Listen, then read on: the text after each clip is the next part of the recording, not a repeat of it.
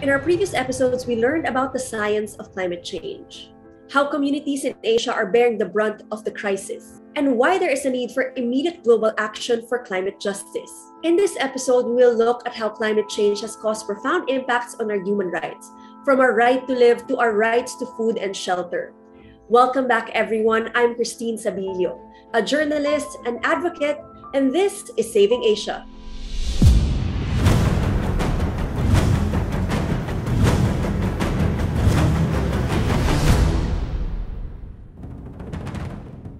We're still joined by students from Malaysia, the Philippines, and Indonesia. Hello, everyone. Jilan, Tristan, Yong, and Jess. We've had quite comprehensive discussions in the last two episodes. What would you like to hear from our experts today when it comes to climate change and human rights? For today, hopefully we can know how to apply when we want to become a climate advocate. Okay, I will go next. In today's interview, I want to know more about how to ensure the affected people. I have seen so many people lost their job. Many children cannot go to school. I want to know what can they do to help us to fight the climate injustice with their own capacity. That's all. Those are very good points, Jilan. Tristan or Jess? Today, I would like to learn more about the international efforts that have been used to help marginalized communities because it has created so much problem to access to water or sanitation or food shortage, malnutrition, etc. Thanks, Jess. Tristan? What I want to learn today is deal with climate change as a youth and how to make people participate in this. I'm sure our guests will be able to adequately answer your questions, especially they themselves have been involved in climate advocacy. We're fortunate to have with us two climate activists from Asia. Joining us to share her story on her fight for climate justice is Marinel Ubaldo, a climate activist who survived Typhoon Haiyan, also known as Super Typhoon Yolanda, the strongest typhoon on record that hit the Philippines in 2013. We will also be joined by a multi-awarded climate justice advocate and currently the executive director at Greenpeace Southeast Asia, Saño. I guess we could go straight to Marinel. Marinel, you are from Tacloban, one of the hardest hit areas of Typhoon Haiyan. Maybe you can share your experience firsthand. I remember personally covering the aftermath of Typhoon Haiyan. It was almost like a war zone. Perhaps you could give us more of your personal experience. Well, the night before Haiyan strike, we went already to the evacuation center, which was 10 meters away from our house. Our location, we are at the end of a peninsula facing the Pacific Ocean. So we are more vulnerable to storm surges, big waves, and our house is situated on the water. So we are living on the water. I have been used to typhoons growing in the coast of Salcedo. I am very used to fleeing, to evacuating.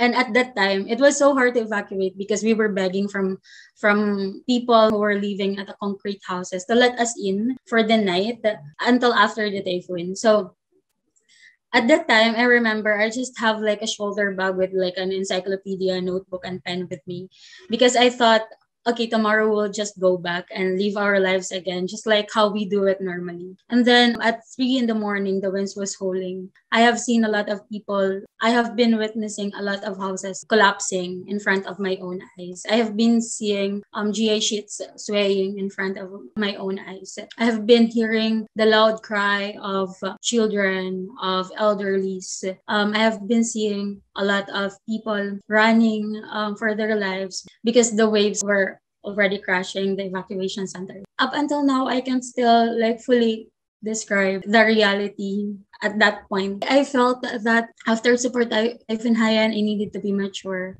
Our house was washed out. Every possession that we have was washed out. Basically, we went back to zero. My community was isolated for how many days? People were already offering prayers to us because they thought that we're all dead. Since we are on the coast facing the Pacific Ocean. For 3 to 5 days that we were isolated, we were just eating whatever we could find on the water that was floating. So it was so hard for me. I was fourth year high school, and I didn't even know if I could graduate high school and continue my studies to college. So I felt that I was deprived of my right to education.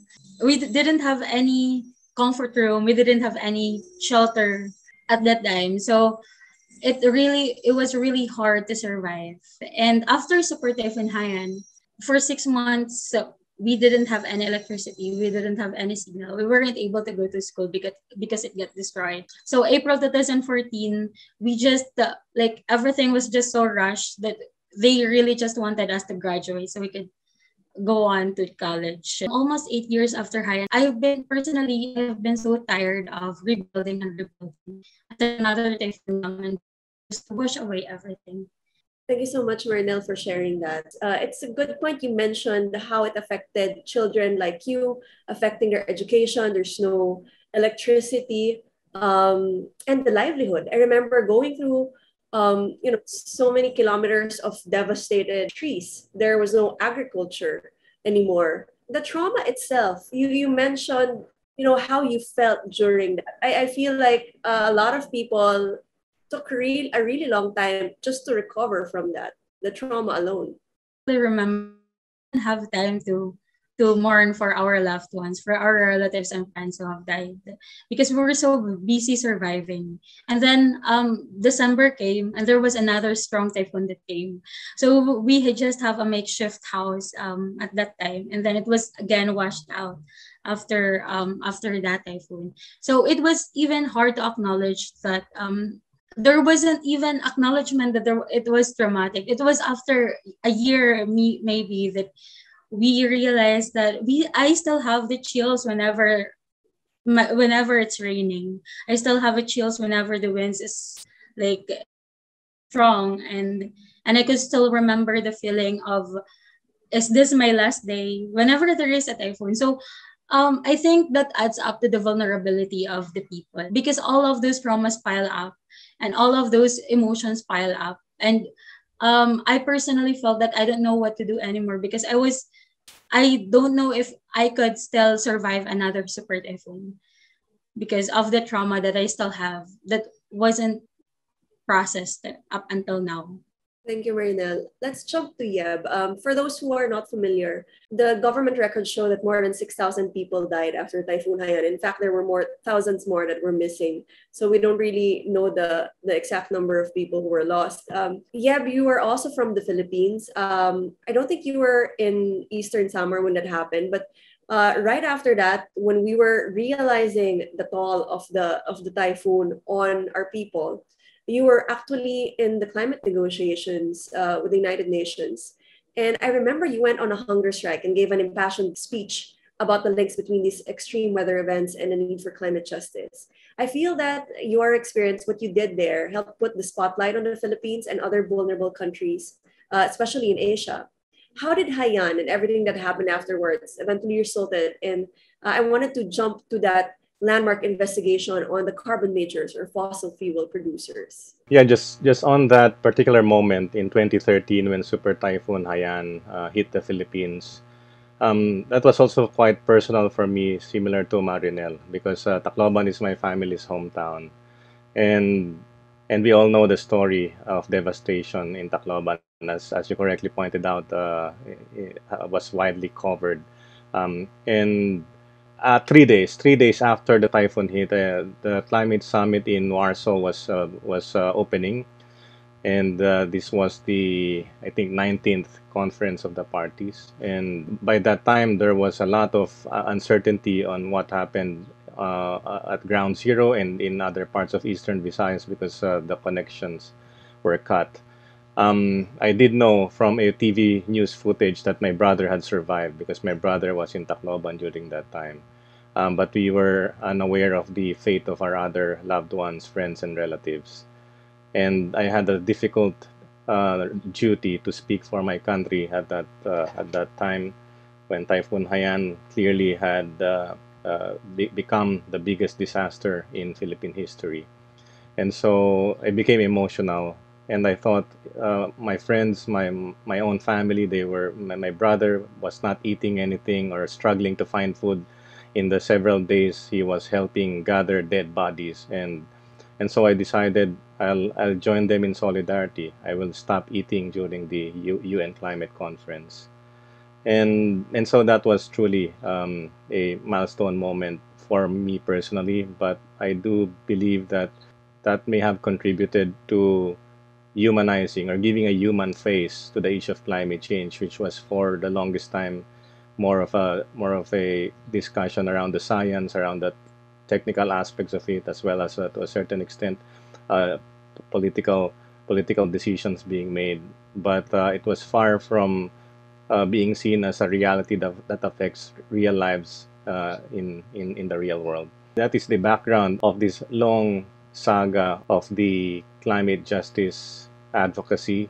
And Super Typhoon Haiyan was by no means the beginning, because a lot of impacts being felt across many parts of the world, and in particular Southeast Asia has been recognized as one of the most vulnerable regions on Earth.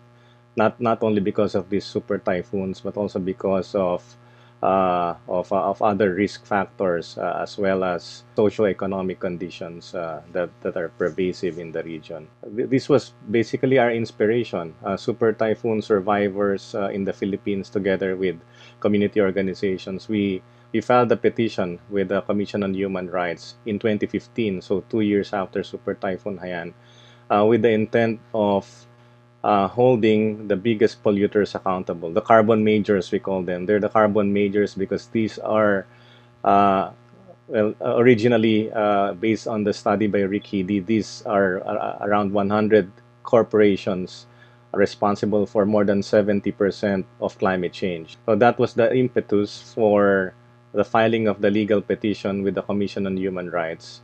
And and the at the core of that petition is the belief that the climate crisis is one of the biggest injustices in our history as a human species. Why? Because the heartbreaking part of uh, of the climate crisis is that those who have the least responsibility for this crisis are those who are suffering the most from its impacts, as evidenced by communities and many people struggling from now stronger typhoons. And with the latest scientific report from the IPCC, it has become very clear that super typhoons, stronger storms, rising sea levels, droughts, heat waves, all of these are gonna be compounded and will affect so many people in very profound ways. But the culprits behind the climate crisis remain unaccountable. They continue with their business as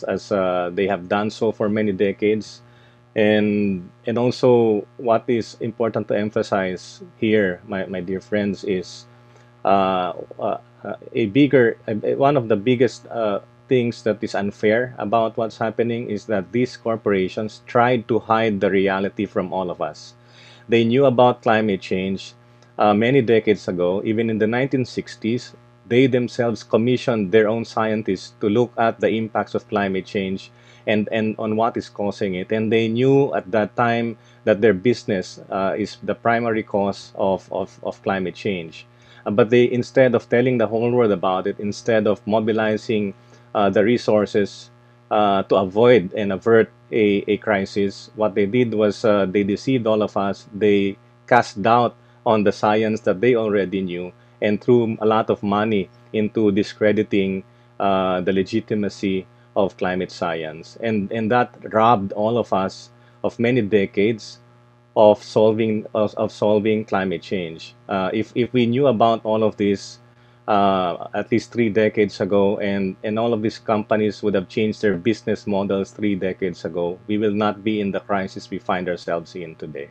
Thanks, Yeb. I remember covering that when you filed it with the Commission on Human Rights. Can you explain it to our students here? If you would explain it briefly and simply, how exactly are the carbon majors violating human rights? Why are they directly to blame for what we're experiencing now? Climate change threatens the effective enjoyment of a wide range of human rights, including those rights to life. Well, just to be alive is a human right.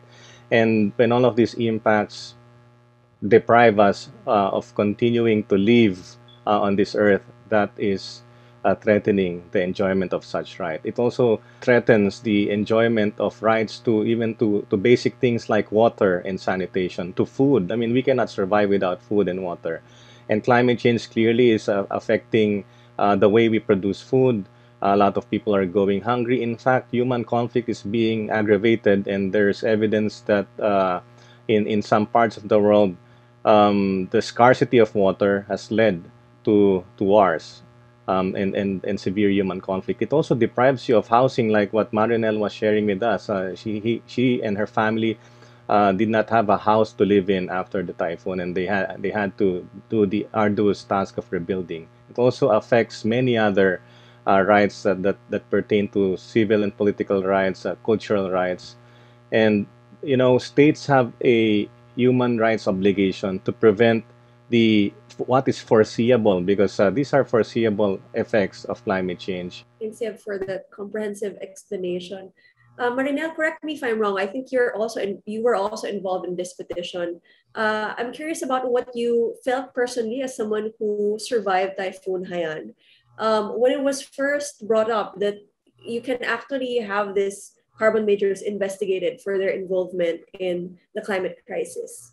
I was so proud to be part of this petition, even when in 2019 during the COP25, when it was announced that yes, these corporations could be legally liable for the human rights violations linked to climate impacts. I was crying because I thought this is the first step to climate justice. For me, climate justice advocacy has become very personal for me because I think it is our moral responsibility to fight for those who have perished because of climatic disasters. I have friends and relatives who have died, and I want to give justice to them. And I do not want my community to suffer again that way. I do not want my nephew and nieces to suffer another super typhoon because I don't even know if they would survive. We were lucky at that time that we survived, but I don't know the next time. In 2019, when I was at COP25 in Madrid, during Christmas Eve, my family was homeless, basically, because there was a typhoon during Christmas time, and my family celebrated Christmas under the rain. And it was too painful for me. So at that time, I was really helpless because I thought, okay, here we go again. We're again another facing dilemma and another vulnerability. And I didn't know what to do anymore. So that petition actually gives me hope that we as a community, even grassroots communities, even those people who are fishermen, farmers, we can do something big, and we should not really underestimate our power to make a change. Thanks, Marinel. Yeah, we've had initial success, I guess, on investigation. But what's the update on that? Where are we right now on the resolution of that investigation? And what is its impact to the global south? What can the other countries do in relation to what we have done in the Philippines?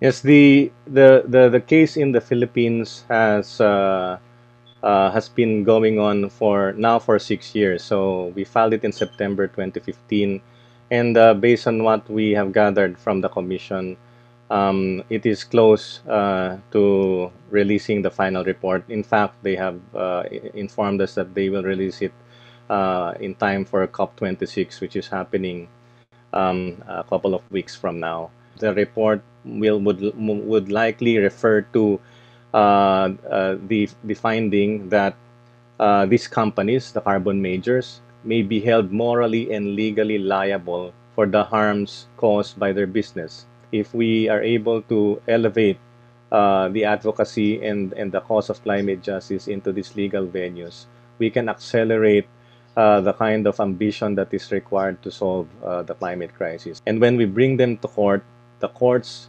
not only become courts of law, but they can truly become courts for justice.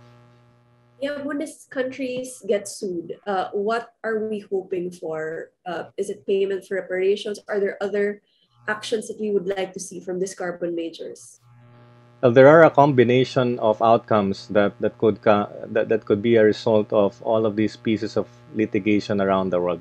But for one, the case we filed in the Philippines, we were not after the money at all. In fact, we were very clear that we don't want them to pay in terms of money, whether there were damages and incurred because of the harms.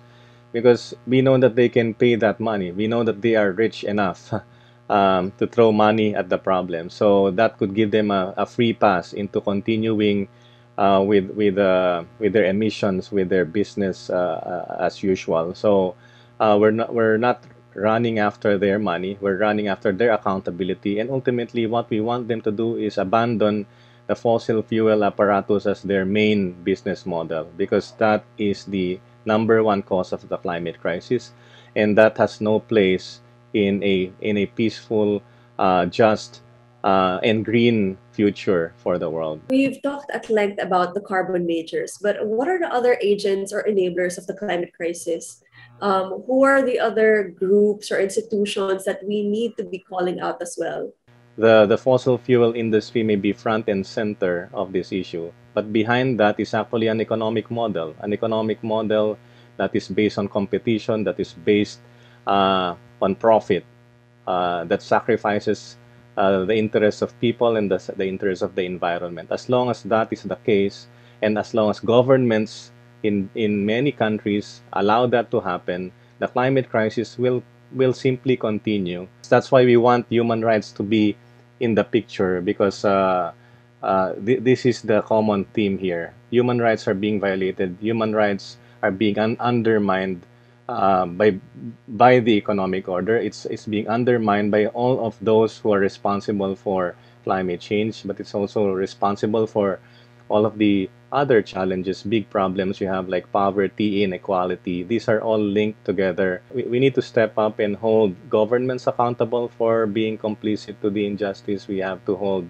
political systems and the economic system as a whole. We need to rethink that. Media plays a very important role as well in holding these entities accountable. And lastly, maybe it's important to point out that all of us as well have a role to play.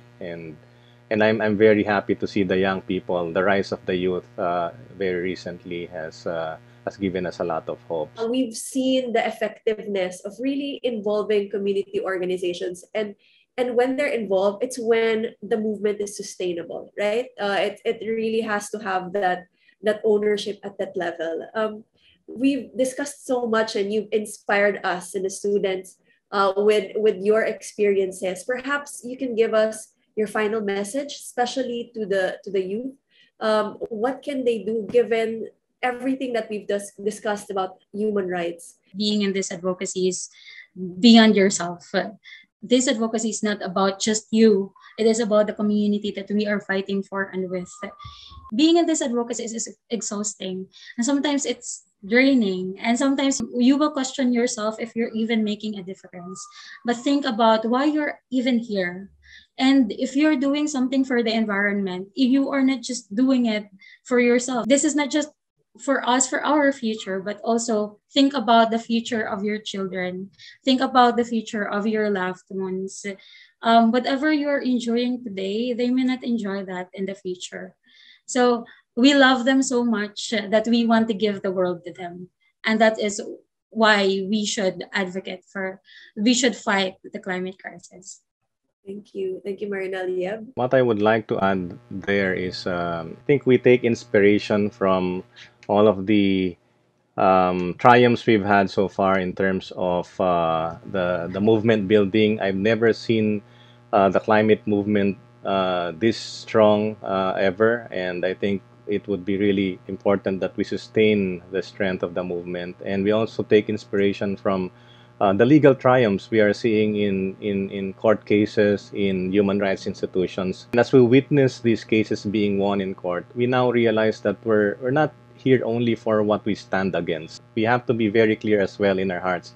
We are here also what we stand for. And what we stand for is a transformation in the world. I think it's really important we talk about solutions. Stand for a better future. Stand for a world that is more just, where we care for each other and care for nature. We believe that these battles will be won or lost in the chambers of people's hearts. And that is the job before us. That is what stands before us as our opportunity and our challenge. We are fighting this good fight because the people deserve better. And it is our belief that unearthing the truth will truly bring us justice. Finally, Don't ever let anyone tell you that you are too young to make a difference or that you are too young to be taken seriously. The youth represents the change that happens from one generation to another. And that is why we always say the youth is our hope.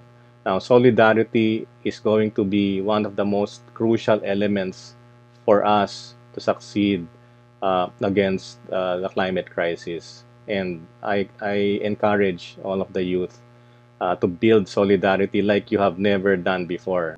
Thank you so much, Yeb and Marinel.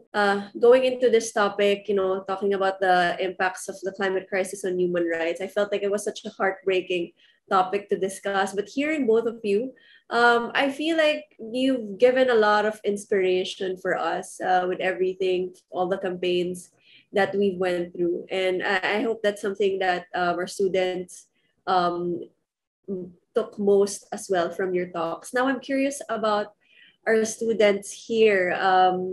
I'd like to hear what your thoughts are about what Yeb and Marinel discussed. It gives me hope. Although like the pressure is on us because like we are the youth. We in this generation, like our generation, Gen Z, we are the ones that needs to push to change. Yeah, but still seeing like how technology advancement like social medias and smartphones, feel like we can do a lot to create awareness. Yeah, so that's all from me. Thank you. I want to thank you for all the work you have done as well, sharing all these stories and really inspiring people to take action, because like of what you've been through, you have been also trying to drive like bigger changes as well. So I think my main key takeaway is that like how to drive a really big impact is to really push government to be more held accountable, so they're less complacent for like allowing the carbon majors to do whatever they want just because they have money. I really hope that more people can step up and just support those ongoing initiatives. And I was very inspired by what Marinel and Yep said today. What I got today is, as a young people, we should don't stop learning something. It's not about the formal education, but we can also learn how to advocate and help unaffected people by the legal way to get the attention of various parties. I don't know. That's it. Thank you all. Thank you, Jilan. I think Tristan's left. Maybe I want to tell a little about my experience in typhoons too. Well, actually, I've never experienced big typhoons before, but here in my town, there are often small typhoons, but the impact is quite big. Alhamdulillah, there are no victims, but some of my neighbors' roof falls to the ground and the water pipes are destroyed and make a large amounts of water come out, and the river near my house overflowing and cause flooding. Fortunately, the flood doesn't enter people's houses, but because I live in Bogor, who also known as the rain city of Indonesia, and I realized in Indonesia there are a lot of big typhoons happened along with the big impacts, such as many houses were destroyed, so people got displaced to mosques, and a lot of big trees fell that left a lot of people seriously injured and died too. The victims deserve human rights, deserve to live as normal again as we do. Thank you to our students for enriching this discussion. And I've seen the trajectory of our dialogue with our experts, and it's so inspiring to see how much we've learned in the past few episodes. Thanks again to Yeb and Marinel for sharing their experiences. I guess that's it for this episode, but here's what we have for you next. The way we have designed the global economy as it is, it's really geared towards the green economy, is a low carbon economy, one that takes care of the environment, that takes care of the people, especially. We made a pronouncement to not to invest in any coal project, but to stick to renewable energy. And this became our defining moment. I'm Christine Sabino, and thank you for listening. We hope this episode inspires you to take action to save not just Asia, but our planet. Join our community of climate advocates through Climate Tracker Asia's WhatsApp group or by following us on Facebook, Instagram, and Twitter. Join us for another insightful discussion next time on Saving Asia.